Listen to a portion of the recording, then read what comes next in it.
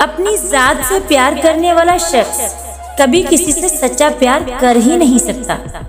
वो जब भी प्यार करेगा अपने मतलब और खुशी के लिए करेगा, और जब उसका दिल करेगा छोड़ देगा, चाहे सामने वाला उसके साथ कितना ही वफादार क्यों ना हो।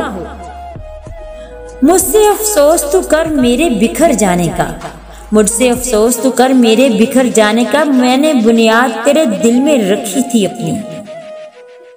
कंकर फेंकना ही मुश्किल है, कंकर फेंकना ही मुश्किल है, लहरें तो खुद ही जन्म लेती हैं। मुकद्दर लिखने वाले के पास मुकद्दर बदलने के भी इख्तियारात हैं, भरोसा रखिए। उल्फत बदल गई, कभी नीयत बदल गई, खुद गर्ज जब हुए तो सीरत बदल गई। अपना कसूर दूसरों के सर डालकर कुछ लोग सोचते हैं हकीकत बदल गई।